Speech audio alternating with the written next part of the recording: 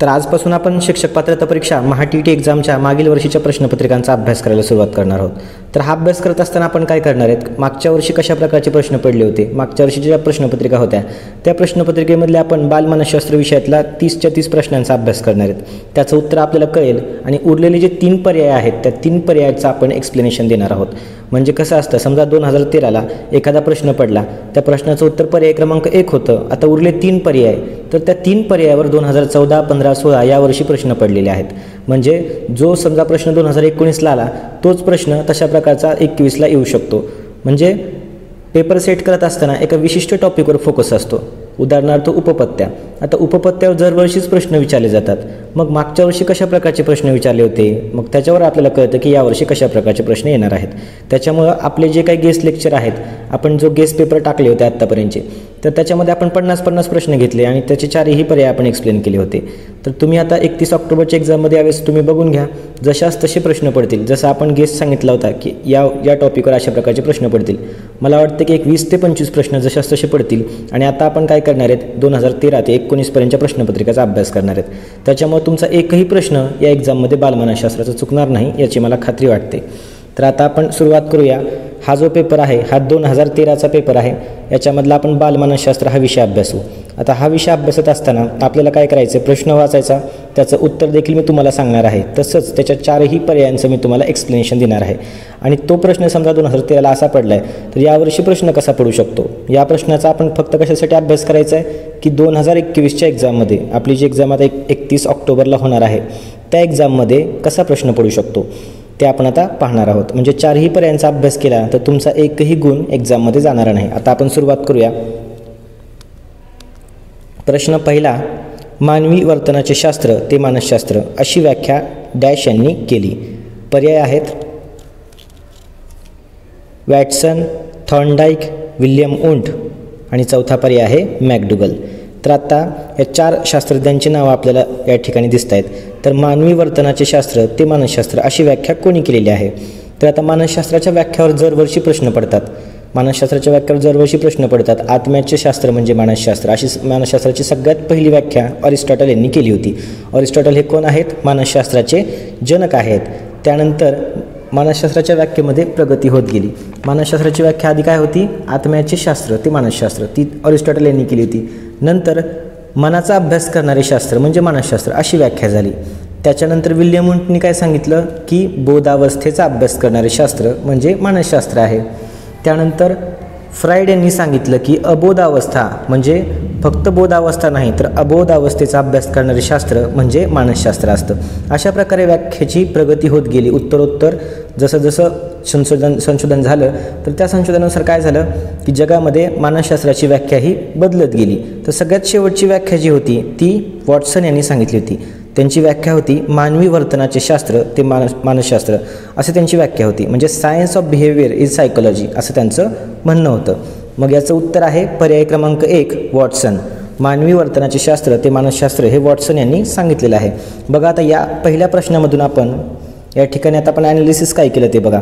तर या ठिकाणी विचारलं आहे मानसशास्त्राची व्याख्या, तर आता आपण 5-6 व्याख्या पाहिल्या, तर तुम्ही सगळ्याला व्याख्या लक्षात ठेवायच्या। प्रश्न यावेळेस येऊ शकतो आत्म्याचे शास्त्र ते मानसशास्त्र असं कोणाची व्याख्या आहे, उत्तर आहे अरिस्टॉटल।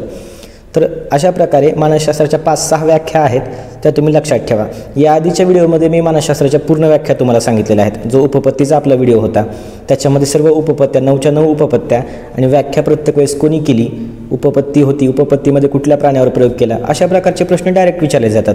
त्याच्यामुळं आपण जे व्हिडिओ घेतलेले आहेत त्याच्या बाहेरचा एखादाच प्रश्न या एक्झाममध्ये येणार आहे। जशाच तसे प्रश्न पडतील आणि कशा प्रकारचे प्रश्न पडणार आहेत ते देखील आपण आपल्या व्हिडिओमध्ये घेणार आहोत। त्याच्यामुळे तुम्ही व्हिडिओ लक्षपूर्वक शेवटपर्यंत पहा। आता पहिला प्रश्न झाला आपला मानवी वर्तनाचे शास्त्र ते मानसशास्त्र अशी व्याख्या कोणी केली, तर वॉटसन यांनी केली। आता उरले 3 पर्याय आहेत थॉर्नडाईक, विल्यम वुंट आणि मॅकडुगल। आता या 3 शास्त्रज्ञावर यावर्षी प्रश्न पडू शकतो। वॉटसन, थॉर्नडाईक, विल्यम वुंट, मॅकडुगल जेवढे काही शास्त्रज्ञ असतील मानसशास्त्रज्ञ त्या सर्वांचा आपल्याला अभ्यास करणं महत्त्वाचं आहे। आणि जास्त माहिती नाही, त्यांची अगदी 3 ते 4 ओळीमधली माहिती आहे जे की एक्झामला परत दरवर्षी रिपीट विचारली जाते। 2013 ते 19 जर आपण अभ्यास केला तर या एक्झाममध्ये परत याच शास्त्रज्ञांची माहिती विचारलेली आहे, कारण सिलेबसमध्ये आपल्याला आहेतच तेवढे शास्त्रज्ञ, त्याच्यामुळे त्याच्या बाहेरची काय आपल्याला माहिती विचारणार नाहीत. तर थॉर्नडाईक हे कोण होते? तर थॉर्नडाईक एक अमेरिकन शास्त्रज्ञ होते, हे लक्षात ठेवा. त्यांनी मांजरावर प्रयोग केला होता आणि त्यांची प्रयत्न प्रमाद ट्रायल अँड एरर, चुका व शिका ही जी उपपत्ती आहे ती थॉर्नडाईक यांची आहे, हे आपल्याला माहिती आहे. थॉर्नडाईक यांच्याबद्दल आपण माहिती पाहतोय. थॉर्नडाईक एक अमेरिकन शास्त्रज्ञ होते, त्यांनी मांजरावर प्रयोग केला होता आणि त्यांची उपपत्ती आपण डिटेलमध्ये मागच्या व्हिडिओमध्ये पाहिलेली आहे. मांजरावर त्यांनी प्रयोग केला आणि त्यांचा एक ग्रंथ आहे, त्यांच्यावर एक प्रश्न येऊन गेला होता TETच्या एक्झाममध्ये. ॲनिमल इंटेलिजन्स हा ग्रंथ कोणाचा? ॲनिमल इंटेलिजन्स हा ग्रंथ कोणाचा? तर तो ग्रंथ थॉर्नडाईक यांनी लिहिलेला आहे. त्याच्यामुळं थॉर्नडाईक यांच्यावर एक्झाममध्ये प्रश्न कुठला येईल, त्यांनी कोणावर प्रयोग केला? त्याचं उत्तर आहे त्यांनी मांजरावर प्रयोग केला. त्यांची उपपत्ती कोणती? तर त्यांची प्रयत्न प्रमाद, ट्रायल अँड एरर, त्यालाच म्हणतो आपण इंग्लिशमध्ये. प्रयत्न प्रमाद म्हणजे काय? चुका आणि शिका, ही त्यांची उपपत्ती आहे. त्यांनी मांजरावर प्रयोग केला होता. आणि तिसरा प्रश्न म्हणजे त्यांचा ग्रंथ कोणता? त्यांचा ग्रंथ आहे ॲनिमल इंटेलिजन्स, हा त्यांचा ग्रंथ आहे. यानंतर आता आपण विल्यम वुंड यांच्याबद्दल माहिती पाहू. विल्यम वुंड यांच्यावर कसा प्रश्न एक्झाममध्ये विचारला जाऊ शकतो? त्यांच्याबद्दल आता 3च ओळीमध्ये मी तुम्हाला माहिती सांगतो. तोच प्रश्न तुम्हाला एक्झाममध्ये विचारला जाईल, त्याच्या बाहेरचा प्रश्न विचारला जाणार नाही. आता विल्यम वुंड हे जर्मन मानसशास्त्रज्ञ होते. विल्यम वुंड हे जर्मन मानसशास्त्रज्ञ होते. दुसरी गोष्ट, मानसशास्त्रातली पहिली प्रयोगशाळा कोणी चालू केली, असा जर प्रश्न एक्झाममध्ये आला तर त्याचं उत्तर आहे विल्यम वुंड यांनी चालू केली होती. त्यांनी मानसशास्त्राची पहिली प्रयोगशाळा चालू केली होती. ती कुठं चालू केली होती? तर लाइप्झिग विद्यापीठामध्ये, जर्मनीला आहे, लाइप्झिग विद्यापीठामध्ये त्यांनी ती सुरू केली होती. आता आणखीन एक प्रश्न याच्यावर पडेल की ती प्रयोगशाळा, मानसशास्त्रातली पहिली प्रयोगशाळा कोणत्या वर्षी चालू करण्यात आली? तर त्याचं उत्तर आहे 1879.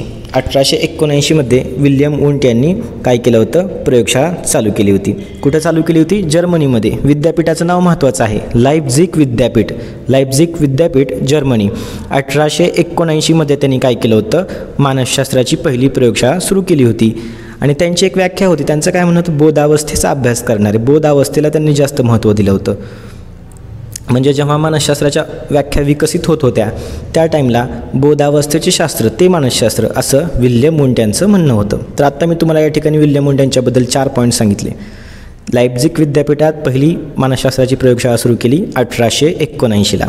बोधावस्थेचे शास्त्र ते मानसशास्त्र अशी त्यांची व्याख्या होती आणि ते जर्मनीचे होते. याच्या बाहेरचा प्रश्न तुम्हाला विल्यम वुंड यांच्यावर येणार नाही, त्याच्यामुळे तुम्ही एवढीच माहिती लक्षात ठेवा. यानंतर आता पुढचा पॉईंट आहे, चौथा पर्याय आहे मॅकडुगल. मॅकडुगल यांच्याबद्दल माहिती पाहू. आता आपण मॅकडुगल यांच्याबद्दल माहिती पाहू. मॅकडुगल त्यांनी एक मनाची व्याख्या केली होती. मॅकडुगल यांचं योगदान काय आहे? तर जशी मानसशास्त्राची व्याख्या होत गेला तसे मन म्हणजे काय, जेव्हा मानसशास्त्र हे मनाचा अभ्यास करणारं शास्त्र आहे अशी व्याख्या झाली, तर तेव्हा प्रश्न करण्यात आला की मन म्हणजे काय, ते कुठं असतं, शरीरामध्ये नेमकं कुठं असतं, मनाची व्याख्या काय आहे? तर त्यावेळेस मॅकडुगल यांनी व्याख्या केली होती मनाची. ती व्याख्या अशी होती, मानवी वर्तनाचं नियंत्रण करणारी व आपल्या वर्तनाचं स्फूर्तिस्थान असणारी एक शक्ती आहे. आपल्या वर्तनाचं स्फूर्तिस्थान असणारी एक शक्ती आहे, त्याला आपण काय म्हणतो? तर मन असं म्हणतो. तर मॅकडुगल यांच्याबद्दल असा प्रश्न येऊ शकतो की मनाची व्याख्या कोणी केली, किंवा तुम्हाला डायरेक्ट क्वेश्चनमध्ये ही व्याख्या दिली जाईल, मानवी वर्तनाचे नियंत्रण करणारी व आपल्या वर्तनाचे स्फूर्तिस्थान असलेली एक शक्ती म्हणजे मन होय, अशी व्याख्या कोणी केली? तर त्याचं उत्तर असणार आहे मॅकडुगल. तर आत्ता आपण 4 पर्याय बघितले. बघा, पहिला प्रश्न आपला झालेला आहे 2013च्या TETच्या एक्झाममधला, आणि एका प्रश्नामध्ये आपण 6 ते 7 प्रश्न बघितले जे की तुमच्या एक्झामला विचारले जाऊ शकतात. आता विल्यम वुंड यांच्याबद्दल आपण 3-4 प्रश्न बघितले, मॅकडुगल यांच्याबद्दल मनाची व्याख्या बघितली, थॉर्नडाईक यांच्याबद्दल 3-4 प्रश्न बघितले. अशा प्रकारे म्हणजे तुमच्या आता 10 प्रश्नांची तयारी पहिल्याच प्रश्नामध्ये झालेली आहे. तर हे प्रश्न अशाच प्रकारे जर तुम्ही ॲनालिसिस केलं तर तुम्हाला 30 पैकी 30 मार्क हे पडणारच आहेत. म्हणजे तुम्हाला अगदी पुस्तक देखील वाचण्याची गरज नाही. जे आपण आता पुस्तक वाचतो, DEDला वाचलेलं असतं, जर तुम्ही क्वेश्चन पेपरचं ॲनालिसिस केलं आणि डायरेक्ट एक्झामला गेलात पुस्तक न वाचतासुद्धा, तरीसुद्धा तुम्हाला 25च्या खाली मार्क पडणार नाहीत. आणि थोडंसं आपल्या जर आपण नोट्स वगैरे काढल्या, समजा आता व्हिडिओ बघता बघता तुम्ही नोट्स काढल्या, किंवा थोडंसं आणखीन आता जेवढे काही क्वेश्चन आपण घेतो आहे ते तुम्ही लक्षपूर्वक ऐकले, तर 30 पैकी 30 मार्क घ्यायला काहीच हरकत नाही, ते तुम्हाला मिळू शकतात जर एखाद्या विषयामध्ये 30 पैकी 30 मार्क पडत असतील. आणि दुसरं म्हणजे आपण विज्ञान विषयाचं पण आत्ता ॲनालिसिस चालू केलं आहे. विज्ञान विषयाचे जे 10 प्रश्न घेतो आहे आणि त्याच्यामध्ये 4ही पर्याय एक्सप्लेन करून सांगतो. त्याच्यामुळे विज्ञानामध्ये देखील आपला स्कोअर होणार आहे. जिथं आपले मार्क जातात ते जाणारच नाहीत. म्हणजे मोजके क्वेश्चन करायचे आणि एक्झामला जायचं, बस तुमचा स्कोरिंग झाला मग. तर आता आपण प्रश्न पुढचा बघू. पुढचा प्रश्न काय आहे? एखाद्या मोठ्या समूहाचे वर्तन काही प्रसंगात कसे घडेल याच्या अंदाजासाठी डॅश डॅश ही पद्धती अत्यंत उपयुक्त असते. प्रश्न काय आहे बघा? प्रश्न आहे, एखाद्या मोठ्या समूहाचे वर्तन काही प्रसंगात कसे घडेल याच्या अंदाजासाठी डॅश पद्धती अत्यंत उपयुक्त असते. मोठ्या समूहाचं वर्तन अभ्यासायचं आहे. पर्याय आहेत आत्मनिरीक्षण, सर्वेक्षण, प्रायोगिक, जीववृत्तांत. तर आता या ठिकाणी पहा, उत्तर काढत असताना आपण या ठिकाणी याचं उत्तर अगदी 2 सेकंदाच्या आत काढू शकतो. पहा, आता आत्मनिरीक्षण पद्धती कशासाठी असते? तर स्वतःचा अभ्यास करण्यासाठी असते. त्याला काय आपण म्हणतो? इंट्रोस्पेक्शन असं म्हणतो. आत्मनिरीक्षण म्हणजे काय? स्वतःच्या वर्तनाबद्दल स्वतःचा अभ्यास करायचा. आपल्याला राग कधी येतो, आपल्याला आनंद कधी होतो, आपलं वर्तन रागामध्ये कसं असतं, आनंदामध्ये कसं असतं, दुःखामध्ये कसं असतं, हे स्वतः आपण निरीक्षण करायचे असतात आणि त्याच्या नोंदी ठेवायच्या असतात. त्याला काय म्हणतात? आत्मनिरीक्षण पद्धती असं म्हणतात. आणि ही एक अशास्त्रीय पद्धती आहे. आता मी तुम्हाला आत्मनिरीक्षण या पद्धतीबद्दल माहिती सांगतोय. अतिशय महत्त्वाची माहिती आहे. याच्यावर प्रश्न येऊन गेला होता एक. आत्मनिरीक्षण पद्धती ही एक डॅश पद्धती आहे. पर्याय होते शास्त्रीय, अशास्त्रीय. आता याचं उत्तर येणार आहे. आत्मनिरीक्षणाबद्दल एक प्रश्न आहे. आत्मनिरीक्षण पद्धती शास्त्रीय आहे का अशास्त्रीय? हे खूप महत्त्वाचं आहे. तर आत्मनिरीक्षण पद्धती ही अशास्त्रीय आहे. त्याचे जे निष्कर्ष असतात ते बरोबर असतीलच याची गॅरंटी देऊ शकत नाही आपण. त्याच्यामुळे ती अशास्त्रीय पद्धती आहे. आत्मनिरीक्षण करत असताना त्याच्यामध्ये थोडासा भेदभाव होऊ शकतो. म्हणजे आपण थोडंसं त्याच्यामध्ये पक्षपातीपणा होण्याची शक्यता असते, कारण स्वतःच निरीक्षण करतो आणि स्वतःच आपण त्याचे निष्कर्ष लिहित असतो. त्याच्यामुळं आपण काय आहोत याच्यापेक्षा आपण काय असायला पाहिजे होतो असे उत्तर आपण देत असतो. जेव्हा आपल्याला प्रश्न विचारण्यात येतो तेव्हा आपण काय करतो? आपण आता सध्या काय आहोत त्याच्यापेक्षा मी काय असायला पाहिजे, मी काय असायला पाहिजे, मी स्वतःला काय समजतो, अशा प्रकारचे निष्कर्षामध्ये आपण उत्तर लिहित असतो. त्याच्यामुळे ते निष्कर्ष चुकतात.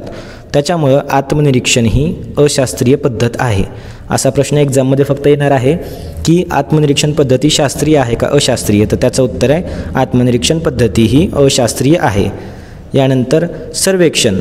आता दुसरा पर्याय सर्वेक्षण. तर आता आपण याचं उत्तर बघू. मोठ्या समूहाचं वर्तन काही प्रसंगात कसे घडेल याच्या अंदाजासाठी. म्हणजे थोडक्यात असा प्रश्न आहे की मोठ्या समूहाचं या ठिकाणी तुम्हाला काय करायचं आहे? एक अभ्यास करायचा आहे. त्याच्यासाठी तुम्हाला कोणती पद्धत कामाची आहे? तर याचं उत्तर आहे पर्याय क्रमांक 2 सर्वेक्षण. सर्वेक्षण पद्धतीचं काय आहे की एखादा मोठा समूह असेल त्याचा तुम्हाला अभ्यास करायचा, तुम्ही सर्वेक्षण करता. तर आता एखाद्या समजा गावामध्ये शाळेच्या आसपासचा एरिया आहे, समजा 500 घरांचा एरिया आहे, 200 घरांचा एरिया आहे. तर त्यांचं तुम्हाला माहिती घ्यायची आहे प्रत्येकाच्या घरी जाऊन. प्रत्येकाच्या घरी वृद्ध माणसं किती आहेत, लहान मुलं किती आहेत. तर त्याच्यानंतर लहान मुलांचं आरोग्य कसं आहे, घरामध्ये शिक्षण किती जणांचं झालं आहे, आईवडील आहेत का. तर या सर्व गोष्टींचं जर सर्वेक्षण तुम्हाला जर अभ्यास पाहिजे असेल, म्हणजे माहिती पाहिजे असेल, तर तुम्ही कोणती पद्धती वापराल? म्हणजे हा एक मोठा समूह आहे ना, म्हणजे 200 घरं 500 घरं एक मोठा समूह आहे. तर समूहाचं जेव्हा आपल्याला अभ्यास करायचा असतो तेव्हा सर्वेक्षण ही पद्धती वापरावी लागते. तिथं आपण आत्मनिरीक्षण वापरू शकतो का नाही, प्रायोगिक वापरू शकतो का नाही, जीववृत्तांत वापरू शकतो का नाही. जीववृत्तांत म्हणजे एखाद्याचा पर्सनल अभ्यास करणे, एकाच व्यक्तीचा अभ्यास करायचा. त्याच्या अख्ख्या जीवनामध्ये त्यानं कुठल्या कुठल्या चांगल्या गोष्टी केल्या, त्यांनी काय काय कामं केले, त्यांची म्हणजे त्यांच्याबद्दल त्यांनी अभ्यास कसा केला, त्यांनी त्यांच्या लाईफचं स्ट्रगल कसं आहे, या सगळ्या गोष्टी आपण जीववृत्तांतमध्ये शिकत असतो.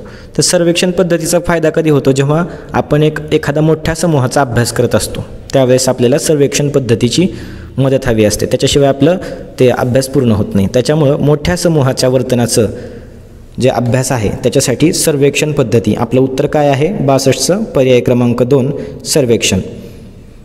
आता आपण आपलं उत्तर आलं पर्याय क्रमांक 2. आता आपण बाकीच्या 3 पर्यायाबद्दल देखील माहिती घेणार आहेत. पुढचा पर्याय आहे, आता आपण आत्मनिरीक्षण पद्धतीबद्दल माहिती घेतली, सर्वेक्षणबद्दल तुम्हाला माहिती झाली, आपलं उत्तर आलं सर्वेक्षण.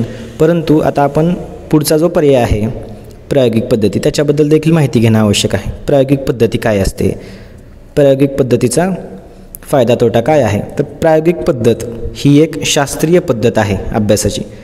प्रायोगिक पद्धत मगाशी मी तुम्हाला सांगितलं आत्मनिरीक्षण पद्धती अशास्त्रीय आहे, परंतु प्रायोगिक पद्धत जी आहे त्यालाच आपण इंग्लिशमध्ये एक्सपेरिमेंटल मेथड असं म्हणतो. प्रायोगिक पद्धत आहे ती शास्त्रीय आहे.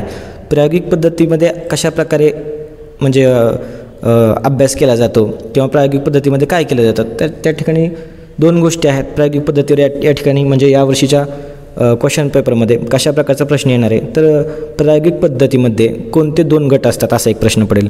तर त्याचं उत्तर आहे, एक असतो नियंत्रित गट आणि दुसरा असतो प्रायोगिक गट. तर नियंत्रित गट कसा असतो, जो की आपला म्हणजे आधीपासूनचा जो गट असतो त्याला काय म्हणायचं, नियंत्रित गट. आणि प्रायोगिक गट असतो ज्या गटावर आपण आता प्रयोग करणार असतो त्याला काय म्हणायचं, प्रायोगिक गट. तर अशा प्रकारे प्रायोगिक पद्धतीवर प्रश्न येईल. आणि दुसरा प्रश्न हा येईल की प्रायोगिक पद्धती ही पद्धती शास्त्रीय आहे का अशास्त्रीय. तर त्याचं उत्तर काय येणार, शास्त्रीय आहे. कारण की याचे निष्कर्ष फिक्स असतात, त्याच्यामुळे ही पद्धत शास्त्रीय आहे आणि या पद्धतीमध्ये आपलं उत्तर 100% बरोबर येणार याची गॅरंटी असते. त्याच्यामुळं प्रायोगिक पद्धत एक्सपेरिमेंटल मेथड जी आहे ती शास्त्रीय पद्धती आहे आणि आत्मनिरीक्षण कसे आहे, अशास्त्रीय आहे. यानंतर आता जीववृत्तांतबद्दल माहिती घेऊ आपण. जीववृत्तांत पद्धतीबद्दल माहिती घेऊ. आपला चौथा पर्याय आहे जीववृत्तांत. जीववृत्तांत म्हणजे काय, केस स्टडी. एखाद्या व्यक्तीचं समजा आयुष्यभराचा त्याचा अभ्यास करणे, त्या व्यक्तीच्या अगदी बालपणापासून आपण सगळी माहिती काढणे, त्याच्या बालपणाच्या मित्रांना किंवा त्याच्या आठवणींना त्यांनी स्वतः लिहून ठेवलेली माहिती, इतरांकडून आपण ऐकलेली माहिती असते त्याचा अभ्यास करणे. समजा त्याचं जे गाव होतं त्या गावातल्या लोकांना जाऊन त्याच्याबद्दल माहिती विचारणे, या सर्व गोष्टी करणे ही झाली जीववृत्तांत पद्धती. म्हणजे एखाद्याचं ऑटोबायोग्राफी जे असतं, आत्मचरित्र, त्याच्या प्रकारचा जो अभ्यास असतो तो जीववृत्तांत पद्धतीमध्ये केला जातो. पण ह्या पद्धतीमध्ये देखील सर्वच आन्सर आपल्याला बरोबर भेटणं म्हणजे थोडंसं अवघड आहे. म्हणजे जीववृत्तांतमध्ये काय होतं, आपण एखाद्या व्यक्तीबद्दल दुसऱ्या व्यक्तीला विचारतो, तो व्यक्तीबद्दल की त्याचं जीवन कसं होतं, तो व्यक्ती पर्सनली कसा होता, तर ते प्रत्येकजण आपापलं मत सांगत असतो. त्याच्यामुळं याचे निष्कर्ष सर्वच आपल्याला म्हणजे करेक्ट भेटतील याची गॅरंटी नाही. त्याच्यामुळं या ठिकाणी फक्त प्रायोगिक पद्धती जी आहे ती फक्त शास्त्रीय पद्धती आहे. आणि तसा प्रश्न एक्झाममध्ये TETच्या आधी येऊन गेलेला आहे की प्रायोगिक पद्धती शास्त्रीय आहे का अशास्त्रीय. त्याचं उत्तर आहे प्रायोगिक पद्धती शास्त्रीय आहे आणि आत्मनिरीक्षण पद्धती जी होती ती अशास्त्रीय होती. आत्मनिरीक्षण पद्धती अशास्त्रीय होती. यानंतर पुढचा महत्त्वाचा प्रश्न 63वा प्रश्न आहे. हा खूप महत्त्वाचा प्रश्न आहे. याच्यावर आता 2 वेळेस प्रश्न येऊन गेलेला आहे. प्रश्न 63वा, कातड्याच्या निर्जीव पठ्ठ्याला अंधारात साप समजून आपण घाबरतो हे डॅशचे उदाहरण आहे. पर्याय आहेत समावेश, मनाचा कल, इंद्रिय भ्रम आणि चित्तभ्रम. तर या ठिकाणी असाच प्रश्न ह्या प्रश्नामध्ये बघा चेंज होणार नाही. जर समजा 13ला असाच प्रश्न पडला आहे, 21ला पण असाच पडणार आहे, त्याच्यामध्ये काय तेवढा चेंज होणार नाही. आता कातड्याच्या निर्जीव पठ्ठ्याला आपण अंधारात साप समजतो, किंवा असा प्रश्न येईल की रस्त्यावर एखादी दोरी पडली आणि त्याला तुम्ही साप समजलात. म्हणजे हाच प्रश्न परत रिपीट होतो आहे दरवर्षी, 2-3 वर्षानंतर रिपीट होतोच हा प्रश्न. त्याच्यामुळं याचं उत्तर तुम्ही लक्षात ठेवा.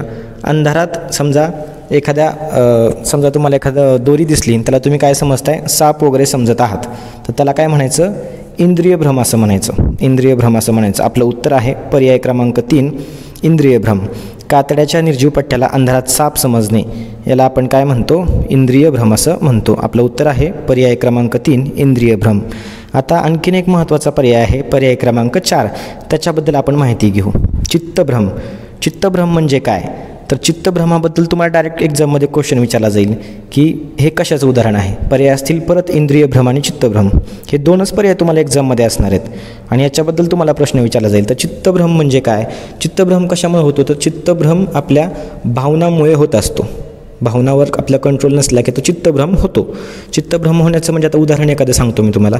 समजा काही लोकांना असा भास होतो की जे लोक मेलेले आहेत म्हणजे मृत आहेत ती लोक त्यांना बोलतात, असा त्यांना भास होतो. त्याला काय म्हणायचं, चित्तभ्रम असं म्हणायचं. आता तुमच्या लक्षात राहील चित्तभ्रमाचं उदाहरण काय आहे की मृत व्यक्ती, मेलेली माणसं आपल्याला बोलतात असा त्यांना भास होतो, त्याला काय म्हणायचं, चित्तभ्रम. आणि इंद्रिय भ्रम म्हणजे काय की एखादं समजा दोरी पडली रस्त्यावर त्याला आपण साप समजतो, त्याला काय म्हणायचं, इंद्रिय भ्रम. तर हे 2 प्रश्न आता महत्त्वाचे, अतिशय महत्त्वाचे आहेत. 2013ला हे क्वेश्चन आले होते आणि त्याच्यानंतरही रिपीट झालेले आहेत. त्याच्यामुळे 21च्या एक्झाममध्ये येण्याची दाट शक्यता आहे. इंद्रिय भ्रम आणि चित्तभ्रमाची 2 उदाहरणं लक्षात ठेवा. त्यानंतर नेक्स्ट क्वेश्चन बघू आपण आता. सामाजिक निरीक्षणात्मक उपपत्ती डॅश यांनी मांडली. सामाजिक निरीक्षणात्मक उपपत्ती डॅश यांनी मांडली. प्रश्न आता 64वा बघू. पर्याय आहेत Jerome Bruner, David Ausubel, doctor Bloom आणि अल्बर्ट बांदुरा. तर सामाजिक निरीक्षणात्मक म्हणजे ऑब्झर्वेशनल जे थेरी होती निरीक्षण करायची ती कोणी मांडली होती, तर याचं उत्तर आहे पर्याय क्रमांक 4 अल्बर्ट बांदुरा यांनी मांडली होती. पर्याय क्रमांक 4 सामाजिक निरीक्षणात्मक उपपत्ती जी आहे ती अल्बर्ट बांदुरा यांनी मांडलेली आहे. हे झालं आपल्या प्रश्नाचं उत्तर. आता अल्बर्ट बांदुरा यांचं काय म्हणणं होतं, त्यांनी ती थेरी कशी मांडली होती. आता बघा 4 पर्याय आहेत. 4ही पर्यायांच्या आपण थेरीचा अभ्यास याआधी देखील केलेला आहे. याआधीच्या व्हिडिओमध्ये मी तुम्हाला प्रश्नांचं एक्सप्लेनेशन करत असताना जेवढ्या काही थेरी आहेत, म्हणजे जेवढे काही हे शास्त्रज्ञ आहेत आणि त्यांच्या थेरी आहेत त्यांच्याबद्दल तुम्हाला डिटेलमध्ये माहिती सांगितली होती. तरी पण आता आजच्या व्हिडिओमध्ये आपण परत एकदा बघू. तर अल्बर्ट बांदुरा यांच्याबद्दल आपण आता माहिती पाहू. अल्बर्ट बांदुरा यांनी काय केलं होतं की त्यांनी सांगितलं की विद्यार्थी हा कसा शिकत असतो. अल्बर्ट बांदुरा यांच्या मतानुसार विद्यार्थी हा कसा शिकतो, तर तो निरीक्षण करून शिकत असतो. निरीक्षण कशाचं करतो, तर ते समाजाचं निरीक्षण करतो. तो काय करतो, तो टी व्ही बघतो, पिक्चर बघतो, म्हणजे मूव्हीज, टी व्ही, रेडिओ, साहित्य, कथा, गोष्टी ह्या सर्व काय करत असतो, तो बघत असतो, निरीक्षण करत असतो. तर याच्यामधून तो काय करतो, एक आदर्श मानतो. समजा टी व्ही बघताना, मूव्हीज बघताना त्याला एखादा व्यक्ती त्याचा आदर्श वाटला किंवा साहित्य वाचत असताना त्याच्यातलं एखादं पात्र त्याला आवडलं तर तो त्याला आदर्श मानतो आणि काय करतो, त्याच्यासारखं तसंच वर्तन करण्याचा तो प्रयत्न करत असतो.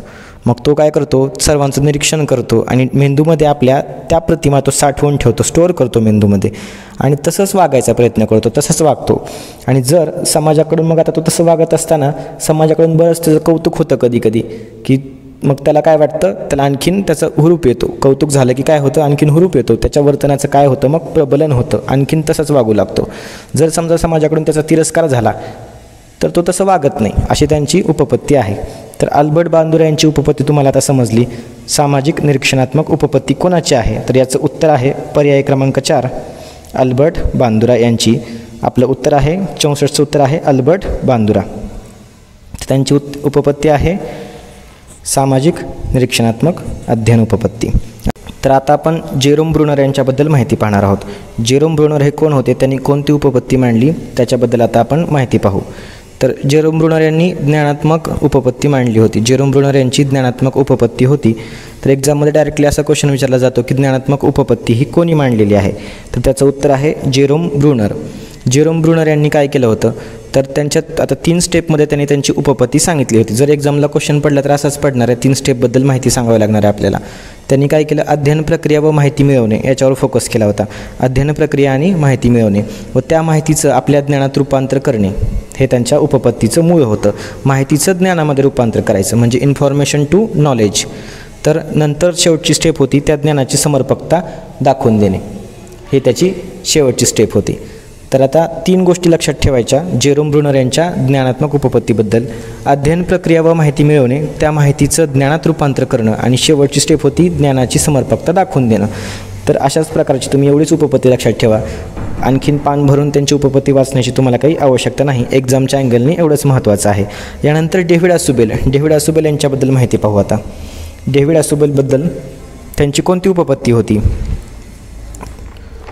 डेव्हिड असुबेल यांची अध्ययन व अनुदेशन उपपत्ती होती.